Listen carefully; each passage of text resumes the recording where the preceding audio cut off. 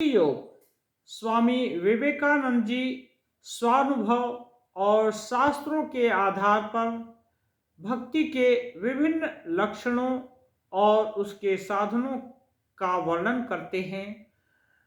वे श्वेताश्वतर उपनिषद से एक प्रार्थना उद्धृत करते हैं। स तन्मयो ह्यमृतैः संस्थो यः सर्वगो भुवनस्यास्य गोप्ता यो ईशेष्य जगतो नित्यमेव नान्यो हेतुर्विद्यते ईशनाय यो ब्रह्माणं विदधाति पूर्वं यो वै वेदांश्च प्रणोति तस्मै तं देवं आत्मबुद्धि प्रकाशं मुमुक्षुर्वै शरणमहं प्रपद्ये। स्वामी जी ईश्वर का स्वरूप बतलाते हैं। ईश्वर कौन है? जिनसे विश्व का जन्म, स्थिति और प्रलय होता है, वे ही ईश्वर हैं। वे अनंत, शुद्ध, नित्य मुक्त, सर्वशक्तिमान, सर्वज्ञ, परम कारुणिक और गुरुओं के भी गुरु हैं। स पूर्वेशामपि गुरु काले नानवच्छेदात्। और सर्वोपरि वे ईश्वर अनिर्वचनीय प्रेम स्वरूप हैं। यह सब व्याख्या अवश्य सगुण ईश्वर की है। तो क्या ईश्वर दो हैं? एक सच्चिदानंद स्वरूप जिसे ज्ञानी नेति नेति करके प्राप्त करता है, और दूसरा भक्त का यह प्रेममय भगवान। नहीं, वह सच्चिदानंद ही यह प्रेममय भगवान है।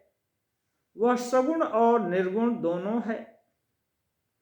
यह सदैव ध्यान में रखना चाहिए कि भक्त का उपास्य सगुण ईश्वर ब्रह्म से भिन्न अथवा पृथक नहीं है।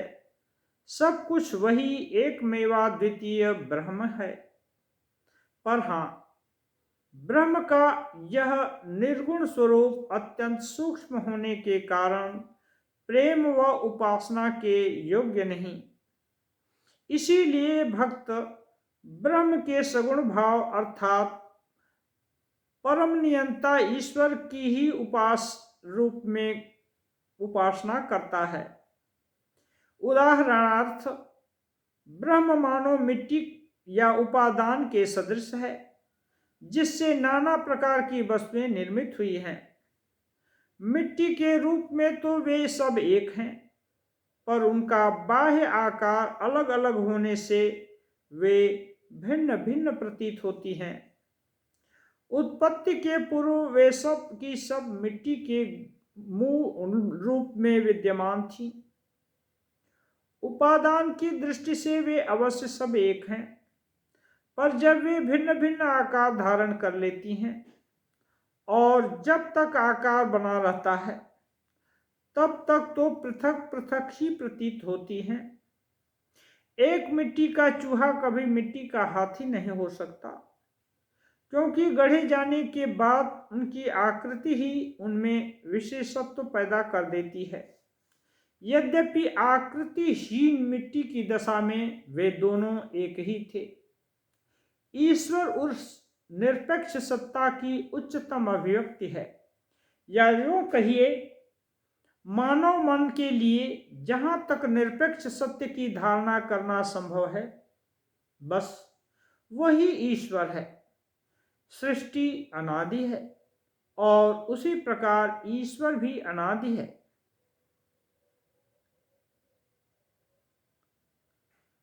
वेदांत सूत्र के चतुर्थ अध्याय के चतुर्थ पाद में यह वर्णन करने के पश्चात कि मुक्ति लाभ के उपरांत मुक्तात्मा को एक प्रकार से अनंत शक्ति और ज्ञान प्राप्त हो जाता है, व्यासदेव दूसरे सूत्र में कहते हैं, पर किसी को सृष्टि, स्थिति और प्रलय की शक्ति प्राप्त नहीं होती, क्योंकि यह शक्ति केवल ईश्वर की ही है।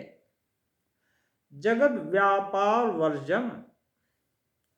इस सूत्र की व्याख्या करते समय द्वैतवादी भाष्यकारों के लिए यह दर्शाना सरल है कि परतंत्र जीव के लिए ईश्वर की अनंत शक्ति और पूर्ण स्वतंत्रता प्राप्त करना नितांत असंभव है। कट्टर द्वैतवादी भाष्यकार मध्वाचार्य ने वराह पुराण से एक श्लोक लेकर इस सूत्र की व्याख्या अपनी पूर्व परिचित संक्षिप्त शैली से की है।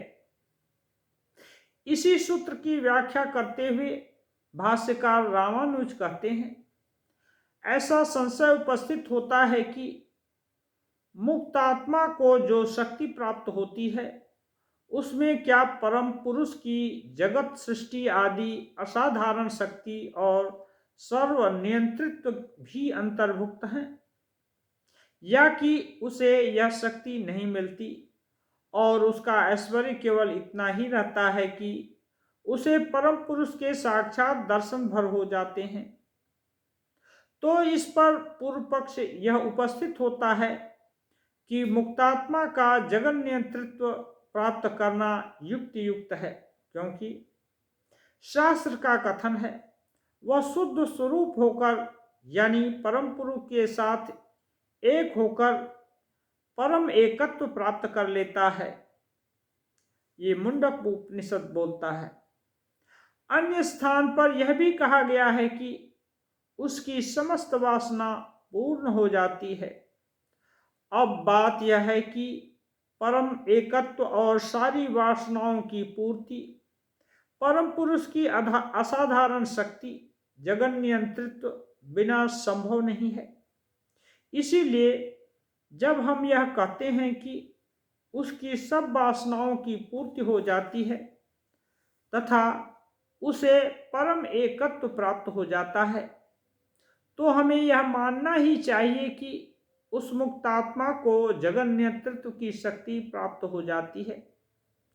इस संबंध में हमारा उत्तर यह है कि मुक्तात्मा को जगन नियंत्रित्व के अतिरिक्त अन्य सब शक्तियां प्राप्त हो जाती हैं।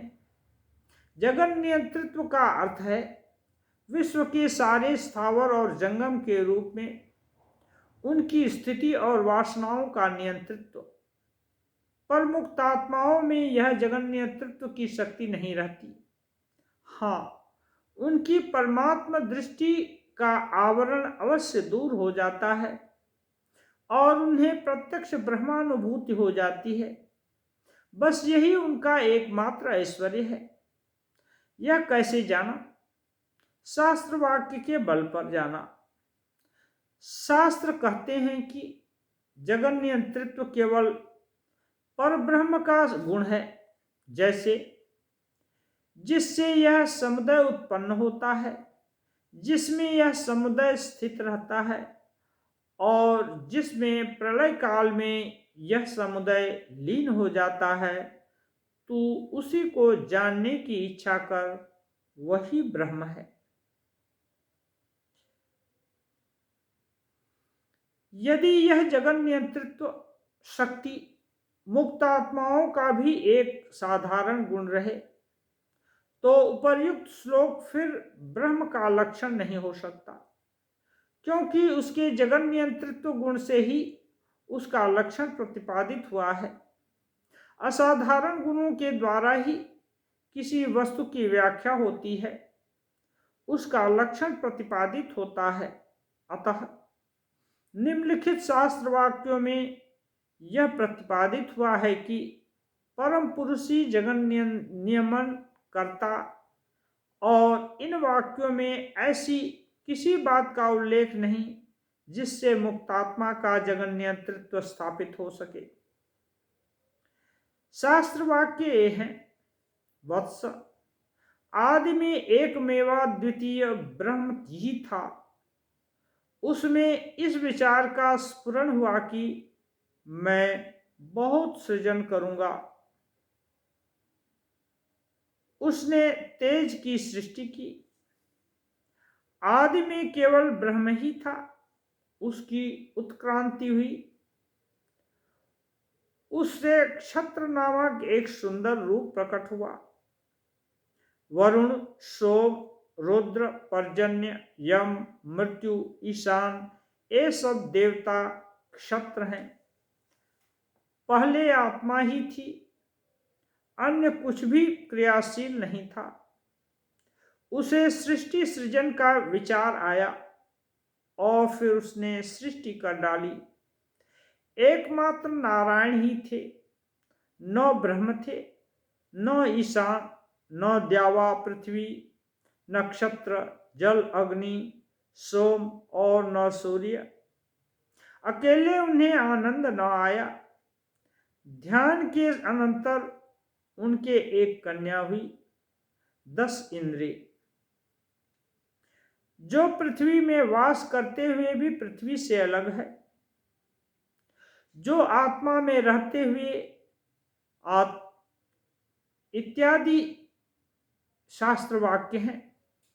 दूसरे सूत्र की व्याख्या करते हुए रामानुज कहते हैं, यदि तुम कहो कि ऐसा नहीं है, वेदों में तो ऐसे अनेक श्लोक हैं जो इनका खंडन करते हैं, तो वास्तव में वेदों के उन स्थानों पर केवल निम्न देव लोकों के संबंध में ही मुक्त आत्मा के ऐश्वर्य का वर्णन है। यह भी एक सरल मीमांसा है।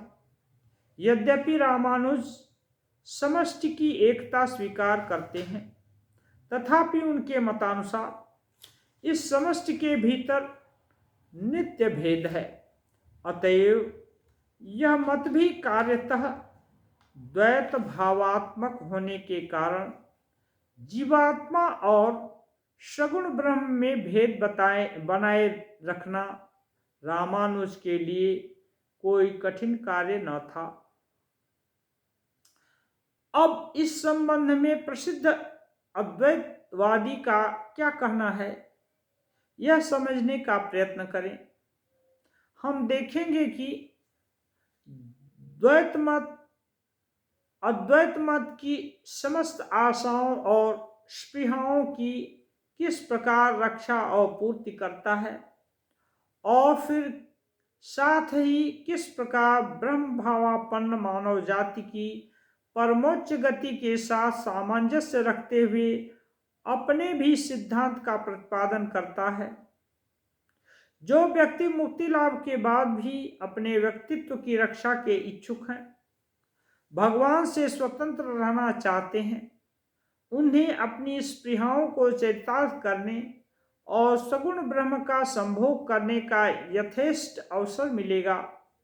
ऐसे लोगों के बारे में भागवत पुराण में कहा है, हे राजन, हरि के गुण ही ऐसे हैं कि समस्त बंधनों से मुक्त आत्मा राम ऋषि मुनि भी भगवान की अहेतुकी भक्ति करते हैं। आत्मा रामश्च मुनयो निर्गंथापि उरुक्रमे कुर्वन्त्य अहेतुकीं भक्तिं इत्थं भूत गुणो हरि। सांख्य में इन्हीं लोगों को प्रकृति लीन कहा गया है। सिद्धि लाभ के अनंतर यही दूसरे कल्प में विभिन्न जगत के शासनकर्ता के रूप में प्रकट होते हैं, किंतु इनमें से कोई भी कभी ईश्वर तुल्य नहीं हो पाता। जो ऐसी अवस्था को प्राप्त हो गए हैं जहां न सृष्टि है, न सृष्ट, न सृष्टा, जहां न ज्ञाता है, न ज्ञान और न ज्ञेय, जहां न मैं हूं, न तुम और न वह, जहां न प्रमाता है, न प्रमेय और न प्रमाण, जहां कौन किसको देखे, वे पुरुष सबसे अतीत हो गए हैं और वहां पहुंच गए हैं जहां न वाणी पहुंच सकती है, न मन, और जिसे श्रुति नेति नेति कहकर पुकारती है। परंतु जो इस अवस्था की प्राप्ति नहीं कर सकते अथवा जो इच्छा नहीं करते, वे उस एक अविभक्त ब्रह्म को प्रकृति, आत्मा और इन दोनों में ओतप्रोत एवं इनके आश्रय स्वरूप ईश्वर इस त्रिधा विभक्त रूप में देखेंगे। जब प्रहलाद अपने आप को भूल गए तो उनके लिए न तो सृष्टि रही, न उसका कारण रह गया। केवल नाम रूप से अविभक्त एक अनंत तत्व था। पर ज्यों ही उन्हें यह बोध हुआ कि मैं प्रहलाद हूं, त्यों ही उनके सम्मुख जगत और कल्याणमय अनंत गुणागार जगदीश प्रकाशित हो गए। यही अवस्था बड़भागी नंदनंदन गत प्राणा गोपियों की भी हुई थी। जब तक वे अहम ज्ञान से शून्य थी, तब तक वे मानो कृष्ण ही हो गई थी। पर ज्यों ही वे कृष्ण को उपास्य रूप में देखने लगी, बस त्यों ही वे फिर से गोपी की गोपी हो गई। और तब उनके सम्मुख पीतांबरधारी माल्य विभूषित साक्षात मनमथ के भी मन को मत देने वाले मृदु हास्य रंजित कमल मुख श्री कृष्ण प्रकट हो गए।